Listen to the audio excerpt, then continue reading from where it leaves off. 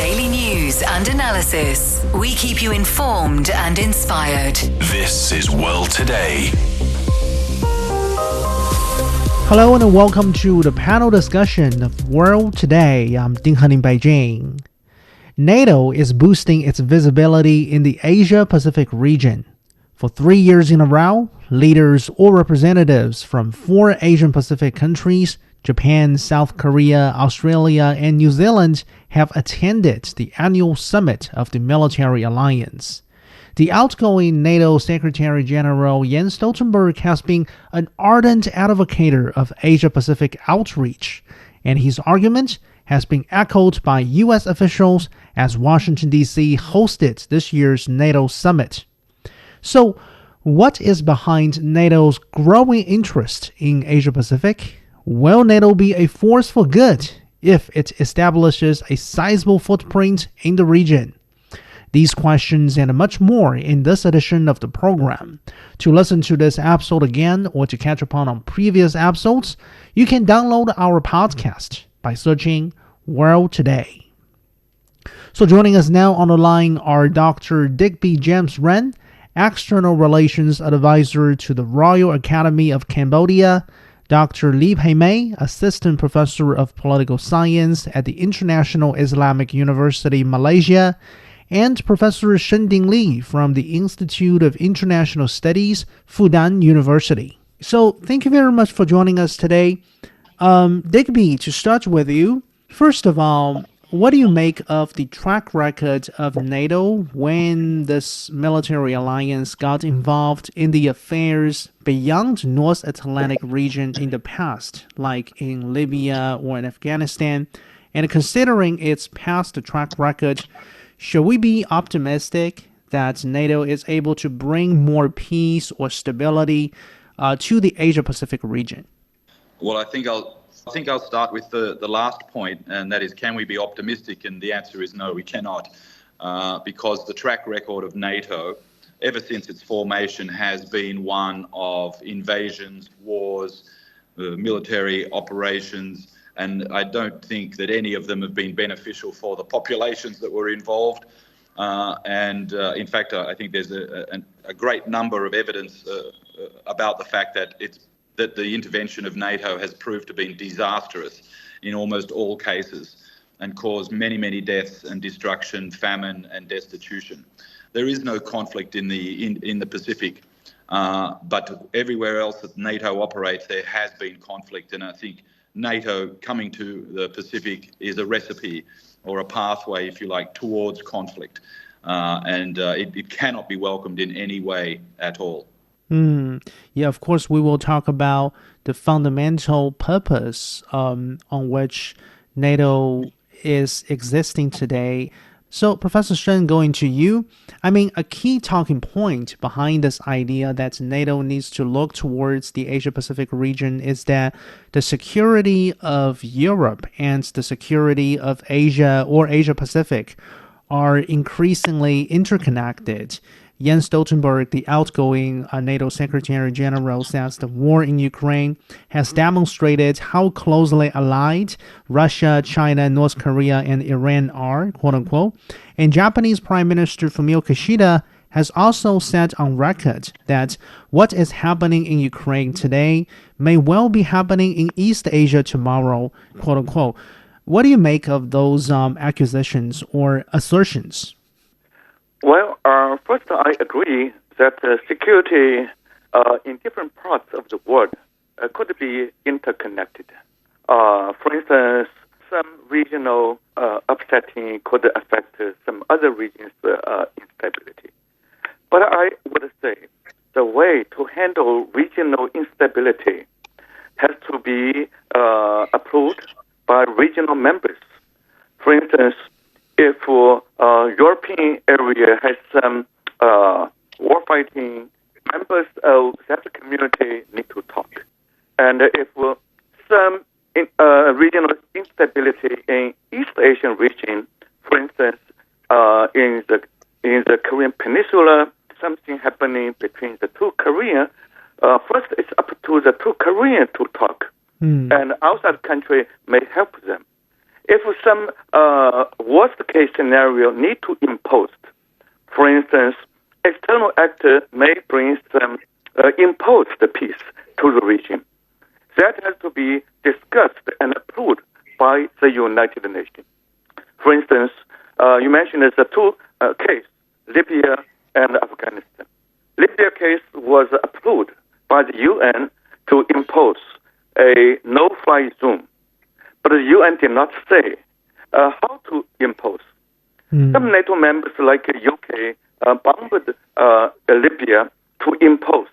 That has not been effective. Instead, Libya has eventually become very much war-torn, and exodus of people coming out to make even wider range of its neighborhood to be unstable.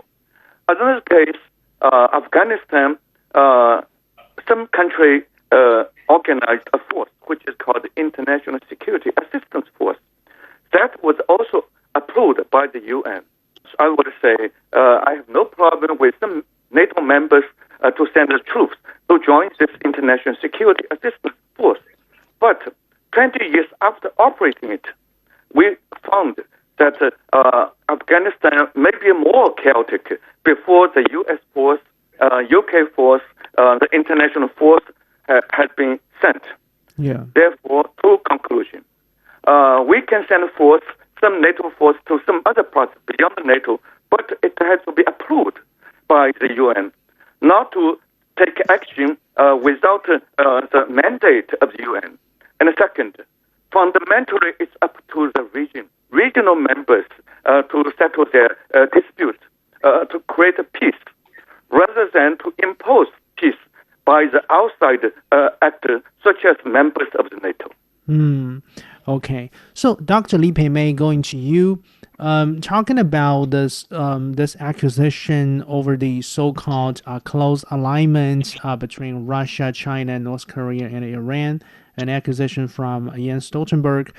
Frankly speaking, do you think China, as the communique of this year's NATO summit in Washington, D.C. declares, a so-called decisive enabler of Russia's war in Ukraine? China's foreign ministry says this label is a blatant attempt by NATO to try to manufacture problems and troubles in the relations between China and Europe. I mean, officially, China and the EU are comprehensive strategic partners. This partnership has been going on for more than 2 decades. What is your take? Yes, personally, I believe that Jens Stoltenberg is entitled to his opinion, but that does not necessarily mean we have to accept what he has said. So I believe the Chinese officials has also responded to what the NATO has said about this. I could have argued otherwise. I could have argued that the war in Ukraine actually demonstrates how closely aligned the US, the UK, and the EU are. So the issue with this is that I agree with what Professor Shen says, that of course the security of Europe and security of Asia Pacific, or in fact every part of the world, are actually interconnected. I mean, what's going on in the Ukraine is that why the war has been going on for so long is because the United States and the EU, they do not have the desire to actually end the war.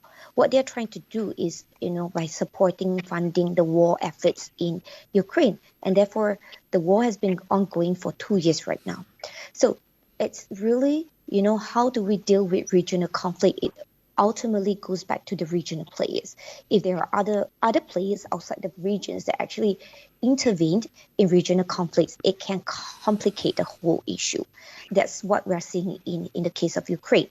And I personally believe that, on the issue of NATO, whether I think it has a past mixed record. Of course, I agree with Dr. Digby that, in the case of, Afghanistan, clearly NATO has failed. In the case of Libya, NATO also has failed to bring peace.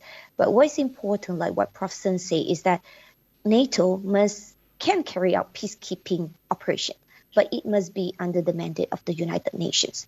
Therefore, when you look at the past record of NATO, they do have some successes. So in the case of Bosnia, where you see the Bosnian Muslim, they were being massacred by Bosnian Serb. So under the mandate of UN, NATO actually intervened timely, and indeed that has saved lives. So I would say that, NATO's role also does not only limit to peacekeeping operations. They do other things like, working with its partners to address transnational threats such as piracy. And, in fact, China is one of the important partners that work with NATO, where they send representatives to meetings and to discuss on how they can share information to combat piracy and also try to coordinate their international efforts towards combating piracy. Yeah, that's another angle that is parallel to the bigger question we are discussing today. So more specifically, Dr. Digby James Wren, how much U.S. influence is there when we talk about NATO's intention to seek Asia-Pacific partners? Some people say this is a sign that the U.S. wants a helping hand from its European NATO allies to counter China in Asia. What is your take? Well, I think the first thing is that the U.S. Provides 70% of the budget of NATO, and that gives it more than 2/3 of the votes, if you like. It's really driven from Washington in every way. And I agree with the second point in your question that in reality, the US now wants to have more aid, more help in setting up its security forward posture in the Pacific. And to do that, because of its declining economic realities, it requires the help of more of its partners, so 26 of them. But I don't think that any of the small nations, like Lithuania and Estonia and so forth, I don't think they're going to come to the party in any real concrete sense. But that being said, it's really a way of spreading the cost and spreading the resources amongst all of their partners, because the United States is no longer able to pay for this by itself. And I think that goes back to structural problems in the American economy. But at the same time, this is to support their forward posture. It's not to create a peaceful environment. The environment is already peaceful in the real sense. And the disturbances around Taiwan in the South China Sea and with the Philippines most recently are all manufactured in real terms. And so what the US is doing is providing both the cause and the cure, which is, of course, hypocrisy. And there's no real need for NATO to be in the Pacific at all. And regardless of what the other two guests have said, I would say to you that Kishore Mahbubani, who was the UN ambassador for Singapore twice, has said that, the Pacific and Southeast Asia and East Asia does not need the sort of militaristic ethos of NATO driven by Washington. It's not going to help in any way. On the other hand, there are some points, for example, piracy, things like that, where cooperation is possible, but that needs to be within the area of the Atlantic. It's the North Atlantic Treaty Organization. Our listeners need to understand that the Americans have tried to do this before with SEATO back during the Vietnam War, and the ASEAN bloc was formed at that time, and ASEAN has been very, very successful at guaranteeing its security, working together, and that's been an economic and a security success. And it's only the involvement of the US in real terms, and Japan possibly, that has created any frictions. And so, using this as an excuse to expand NATO and then to cover the costs because the Americans can no longer really afford it for their strategy, I think is really detrimental to the environment that China in particular and other countries in the region have spent so much time and so much effort to create and maintain a peaceful environment in the region. Yeah, it's interesting that you mentioned about this former Singaporean ambassador to the UN, his comment about NATO's Asia outreach, and I think similar viewpoints has been echoed by former Australian Prime Minister Paul Keating. Professor, Bob Carr as well, the Foreign Minister Bob Carr has also former Minister Bob Carr has also come out and said the same thing, that NATO is involvement in the Pacific is a pathway to conflict. It's not resolving any issues related to peace, because in real terms peace already exists. One might say that there's a couple of flashpoints, but those have been induced as opposed to just sort of and even if they were induced, they're regional. There is no reason in any way for the Americans to be involved in those. They have no claim. They do not operate under UNCLOS, and they have no claims in the South China Sea. And it's very clear that the One China policy is agreed by everybody in the United Nations, except for a couple of micro-states without defense policy or foreign policy and controlled by the United States. So going back to you, Professor Shen Dingli, I mean, before 2019, NATO had never officially mentioned China as a concern or as a threat. That has changed, of course, in most recent years, year by year. Now, some people say the main reason why NATO has adopted increasingly harsh language against China is that this military alliance wants to find new meanings to justify its existence in the post-Cold War era. From your perspective, do you think there is any truth to this analysis? I doubt I can agree with this NATO argument. Why they become more hostile to China in the last few years? My take is two reasons. One is due to China's fast development. China's historical mission to reintegrate entire China across the Taiwan Strait has become more obvious. But as the U.S., as Dr. Digby has mentioned, created the problem and also want to find a cure. That's very much self-conflicting. On the one hand, U.S. admits China as the sole representative of all Chinese people. And the U.S. seems to be affirming that Taiwan is a part of China. But at the same time, U.S. say your national reintegration could only be carried out through peaceful means. U.S. cannot accept any unpeaceful means. That's very conflicting because the close Taiwan Strait relationship is China's internal business. It's China's home affairs. International law does not apply. U.S. has no reason to meddle, but the U.S. has been so imperialistic by arming Taiwan, by sending its military officers to train Taiwan's military. So U.S. violates international law, and the U.S. want to find a way how to handle China vis-a-vis the U.S. threat to China and U.S. views. China's disagreement with the U.S. threat poses a threat, and the U.S. try to convince its NATO members it's not the U.S. threat to China. Rather, it's China's threat to U.S. threat to China. It's very ridiculous. So, and the U.S. try to send a message. Think about mentoring, and eventually some of you may be willing to work with me as a unity in East Asia. And Japan probably is happy with this. I would say NATO has no responsibility to work with U.S. beyond the NATO Atlantic region. Unless the UN would endorse, they have no mandate. Second, I don't think most of the NATO members, other than the U.S., would accept the U.S. argument. They may be upset by some regional instability in East Asia, but they may be more worried if we cannot handle the Ukraine crisis, how we would be more able to handle, along with the U.S., any future military contingency in East Asia. So, Dr. Pei May, in your understanding for NATO, what is the meaning for this military alliance's existence nowadays? I'm asking this question because some people say the war in Ukraine has revitalized the NATO. Do you think that's the case?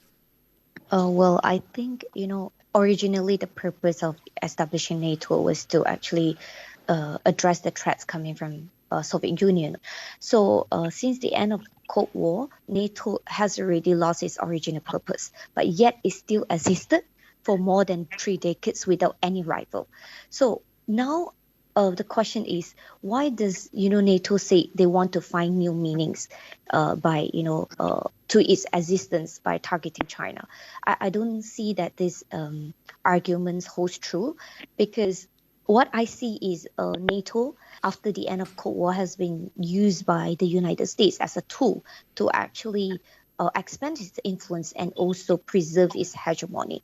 So today, why they are actually targeting China and focusing on China is because from the perspective of the US, like what Professor Shen has explained, China is rising rapidly, and that could actually challenge the US preeminence. So what the US is trying to do is trying to persuade other NATO members by trying to tell them by providing intelligence evidence to redirect NATO to counter China.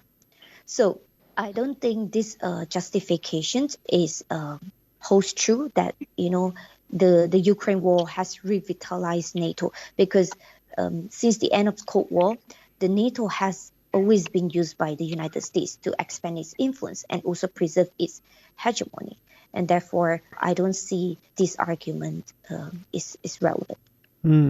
So, Digby, this is a point that Professor Shen Dingli raised earlier, but I'd like to get your perspective about this. I mean, last year, for example, a survey conducted by the European Council on Foreign Relations suggested that actually a majority of European countries, or a majority of average European citizens, see China as a necessary partner rather than a rival or adversary.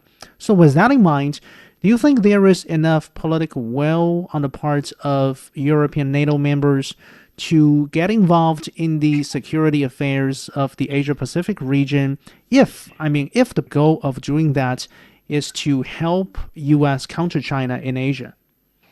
Well, the first issue here is that because of the expansion of NATO and the addition of a lot of small countries, and what you basically have in the EU now is that the EU is no longer dominated by the larger middle powers like Germany and France, and of course the UK is no longer a part of Europe.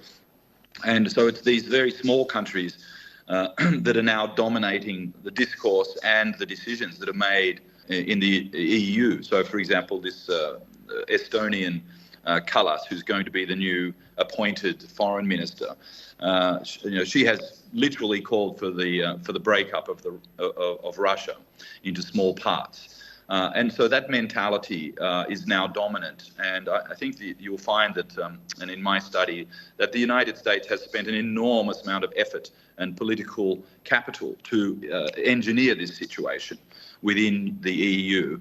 And sufficiently weakened it as well economically that it's now basically in some kind of dependency that it didn't have before. I mean, strategic autonomy's gone out the window.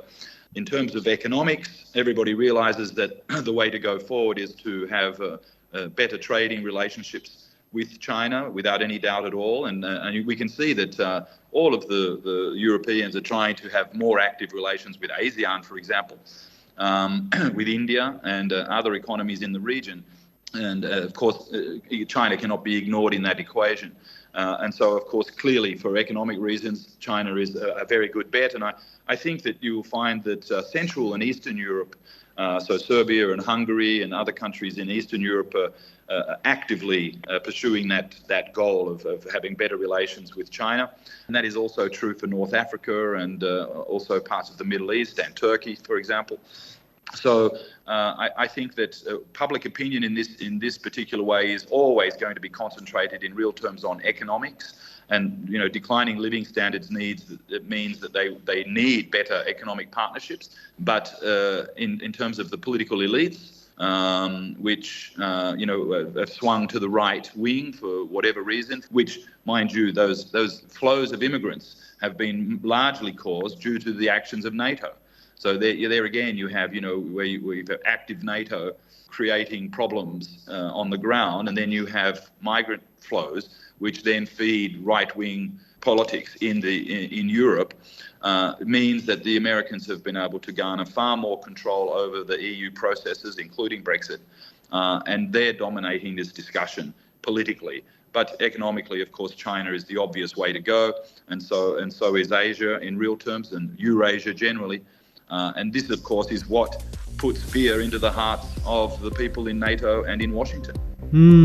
Let's take a short break. Coming back, our discussion will continue. Stay tuned.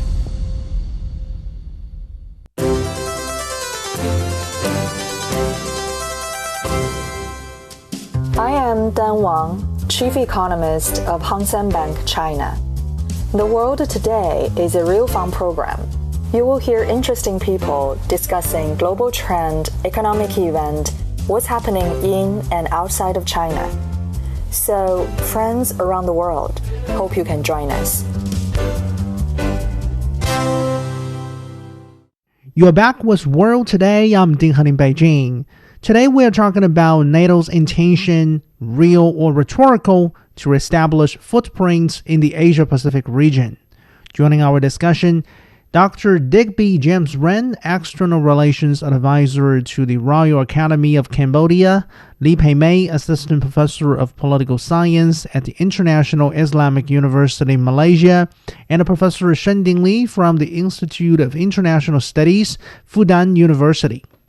Professor Shen Dingli, going back to you earlier, we talked about the political will of some European NATO members to get involved in the Asia-Pacific's security affairs.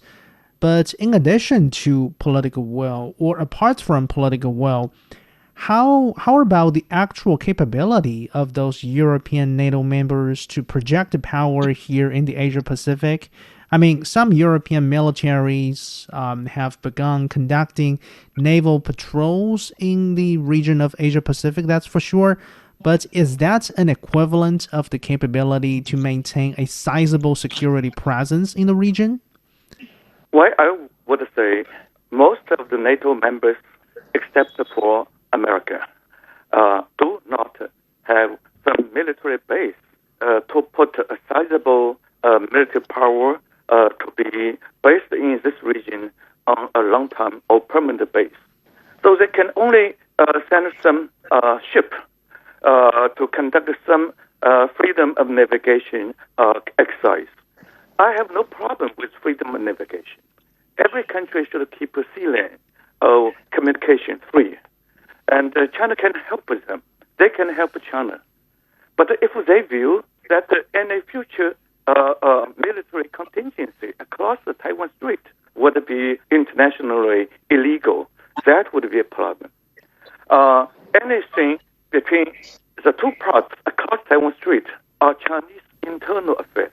International law does not interfere into internal affairs of any sovereign country. If NATO members think they are worried about the true kind of a hindrance of freedom of navigation, we can sit down, discuss one-on-one of China with NATO or in the UN platform. But if any of them want to send their military force, that would be very much overwhelmed by China, and they think they have a right. Actually, they do not have. They have an ability to overpower China. That would be too naive. So I would say, politically, I also hope my government would welcome dialogue with America, with the NATO members, on how to maintain regional stability and to help China and the Philippines to restore their traditional good relationship. Yeah. And also to promote the inter-Korean political dialogue. And NATO can help to facilitate such dialogue. But if they will come out together to engage in events in the region, I would say they don't have the right and they don't have the power. And they would probably incur worse fiasco than the Afghanistan business. Now, actually, Digby, some American strategists also don't agree with this idea that NATO should seek footprints in the Asia-Pacific region, but it seems their argument is backed by a different logic. They say Instead of engaging NATO in Asia or Asia Pacific, something more important is actually for European NATO members to concentrate on securing its own neighborhood so that the United States can, in return, leave European continent a little bit and relocate more focus, more resources to the Asia Pacific. In other words, they argue countering China requires a division of labor among the U.S. and its NATO allies. What do you make of this reasoning? I think this reasoning is based in the idea that the United States economy is nowhere near as strong as it's made out to be. And the fundamental cause of panic in Washington is not its external security situation, but its internal economic situation. And so this is another way of just looking at it, saying, look, we put more of the cost and responsibility for Western Europe and Eastern Europe into Europe. I think that's fairly clear. And so that the Americans can concentrate most of their efforts and their finances for the Pacific. But it does not in any real way respond to the fundamental problem that the United States has.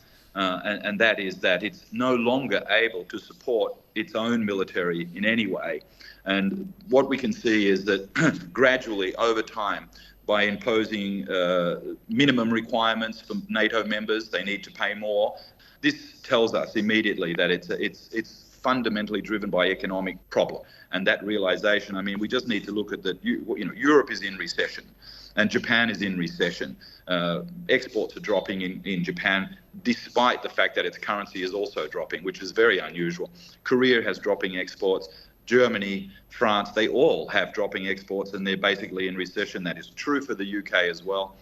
All of these things together, and clearly presidential candidate that's a straw man, that's senile and going to fall over at any moment, and the other Trump, who is a tin man, says he's going to pull out of possibly not pull out of NATO, but that he's definitely going to demand more money from all of the partners. I think this just tells us that NATO, for me, it seems like a last roll of the dice to try and expand NATO to its absolute maximum extent possible. And I think it's a hollow. At the center of it all is really a hollow economy in the United States and recessionary allies. And one needs to remember that the American economy is based on the idea that all of its allies can export into America, and America can't afford these exports anymore. And they're technologically deficient. And so this is the real problem for them. And I even though this whole idea to get NATO into the Pacific is not going to, I think it can't stand up economically. Just fundamentally, they don't have the money to do this. And I think the ripples as they go out over the next, up to the election, we're going to see that NATO is not going to be able to do this. So talking about Japan, actually, Professor Shen Dingli, Japan is probably the most welcoming country in this region of Asia-Pacific with regard to NATO's Asia-Pacific outreach. For example, this very idea of setting up a NATO liaison office in the city of Tokyo continues to be talked about, even though it is not a done deal yet. So, what do you think is Japan looking for by engaging so closely with NATO? I think Japan wants to enjoy its comfortable, peaceful, regional order since the end of Second World War, which has been protected by America. Japan may be worried that given China's rise, China may upset the existing East Asia security order. So U.S. may no longer be willing to protect Japan if the U.S. is unwilling to protect Taiwan. Therefore, Japan is watching the U.S.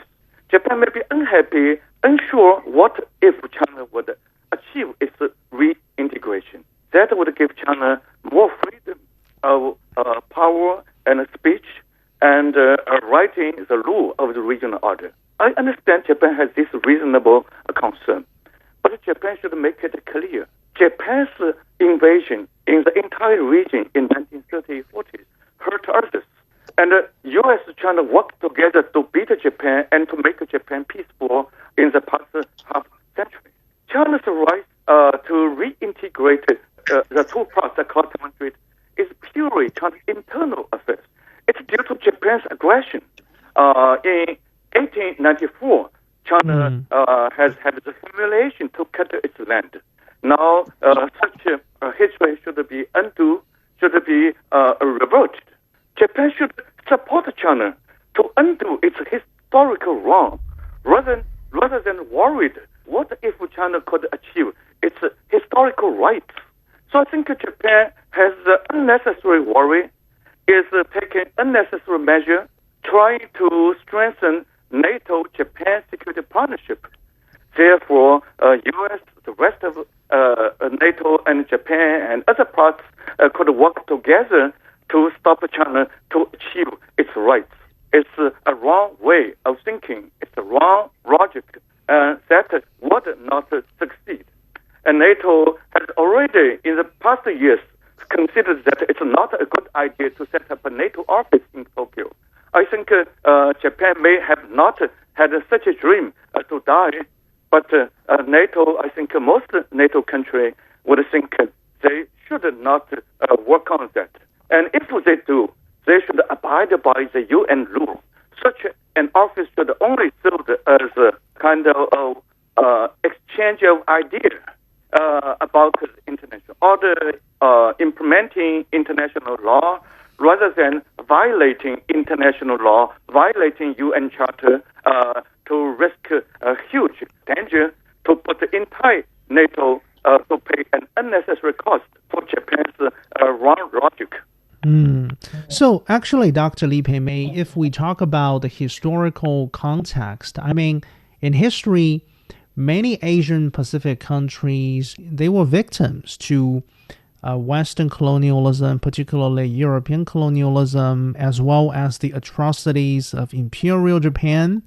Now, considering the legacies of those historical wrongdoings, as well as the military focus, the military approach of NATO, what do you think a scenario in which Japan is to work closely with NATO on Asia-Pacific related affairs would mean or would entail to these regional countries? Well, for us, actually, in our textbook, we still learn a lot about Western colonialism and also Japanese occupation of Malaya back then, which is Malaysia today. So many people actually still remember the history, and if NATO were to expand to Asia Pacific, I believe that many neighboring countries might be very uncomfortable with that. Even, the idea of opening a NATO license office in Japan is already, some of the leaders, they already feel uncomfortable with this one.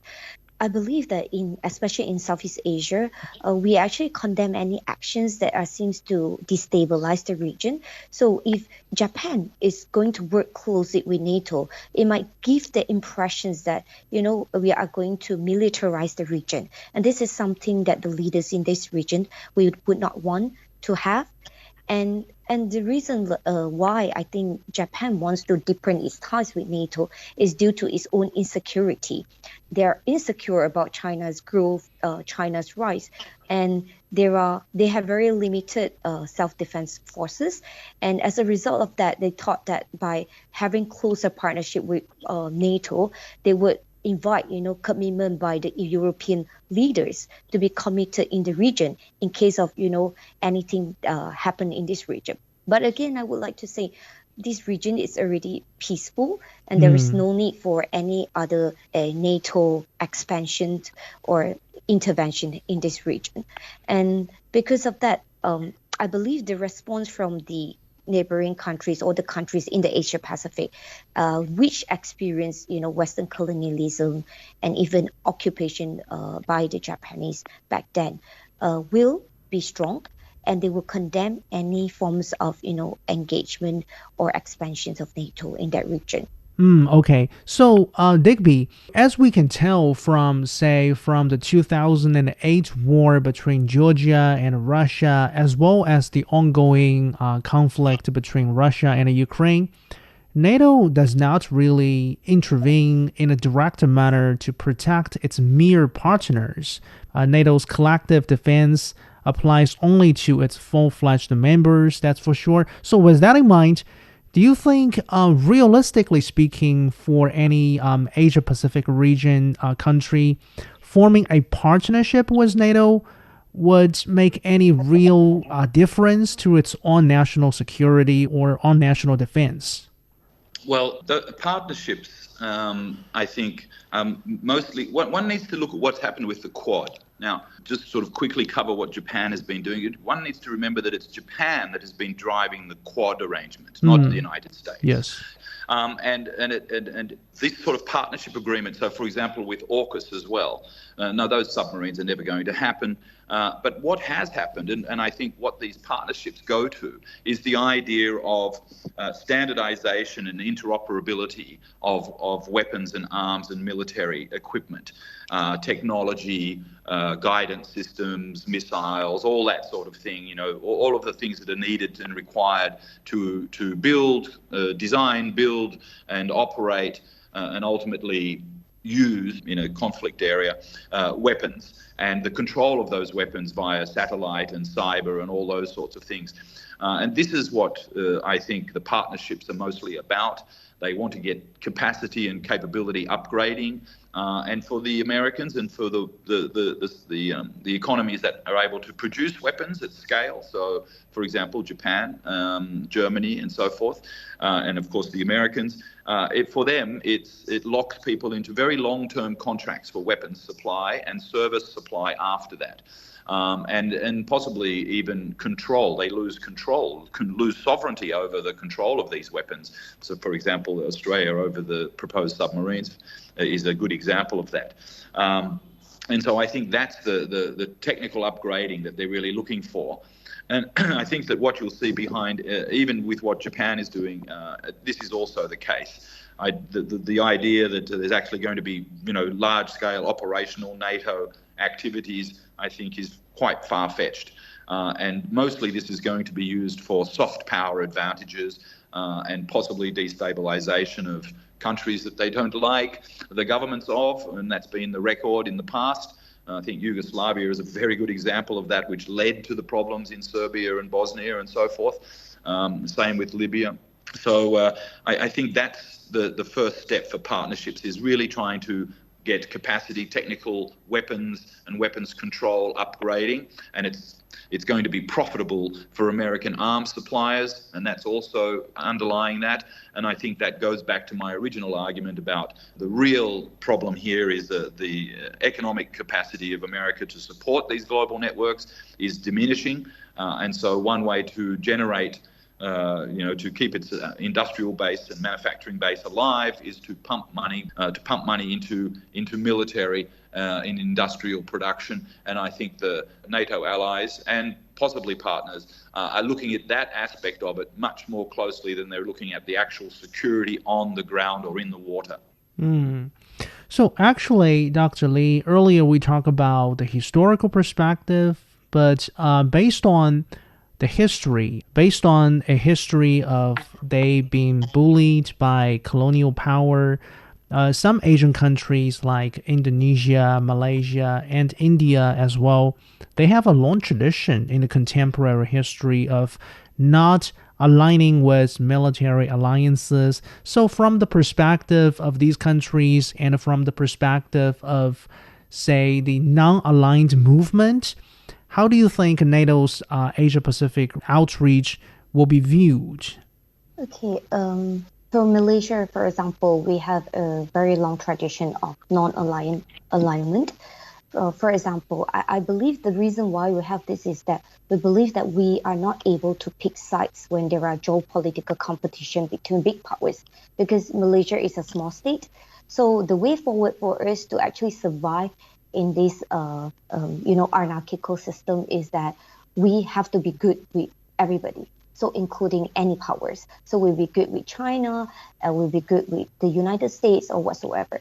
So when United States actually gave pressure to Malaysia to actually distance ourselves from China, directions from our Prime Minister Anwar Ibrahim was very great. He said that China is a good partner of Malaysia, and there's no reason to be fear of China. So from our perspective, with this NATO Asia Pacific outreach, we would not welcome that, although I cannot find any statements by Malaysian leaders about NATO's Asia-Pacific outreach. But according to our foreign policy tradition, we do not welcome any military alliances or security partnership that aim to oppose specific countries. So clearly, NATO now, they want to target China. So this is not in the interest of Malaysia to support such expansion. So, but of course, if you look at in the past, Malaysian foreign affairs, we have issued statements regarding AUKUS, which is a security partnership that also aims to oppose China. So Malaysia actually clearly stated that we have reservation about AUKUS pact because Malaysian leaders believe that this kind of AUKUS pact can actually cause a nuclear arms race in the Asia Pacific. In fact, our former Prime Minister Ismail Yaakob, he said that this AUKUS pact might provoke other powers in the region to act more aggressively. So based on the previous statements by Malaysian leaders about AUKUS, I believe they hold similar concerns toward NATO expansion in the Asia Pacific or even their outreach. So because generally Malaysia, we do not welcome any activities that could affect the peace and stability of the region. And our leaders, Prime Minister of Malaysia, Anwar Ibrahim, repeatedly said that our utmost priority is to develop the economy. So we're not in the mood to actually talk about any joining alliances to fight against specific countries. And even, when we announced, Malaysia announced that we're joining BRICS, some analysts say that, this is an anti-US bloc. But, from Malaysia perspective, we say this is not an anti-US bloc. It is a bloc that can actually elevate our economic position, that could give opportunity for Malaysia to also voice out our, grievances, our dissatisfaction towards the global north. So I believe, from Malaysians' perspective, we do not welcome NATO Asia-Pacific outreach. Yeah, thank you very much for presenting a Malaysian perspective. And I guess even, for example, on the part of the Indian perspective, I once heard the current Indian Foreign Minister Jai Shankar said that India does not have a NATO mentality, quote unquote. So, Professor Shen Dingli, some people say within NATO, there is no actual real focus on Asia. It is only the United States that is trying to seek political or rhetorical support from its allies rather than boots on the ground to help handle China. But, even if that kind of analysis is true, still, what do you think could be the dangers of merely talking about expanding NATO to Asia or engaging NATO in Asia-Pacific affairs? I personally think the U.S. want to sustain the so-called post-Second World War order, in which the U.S.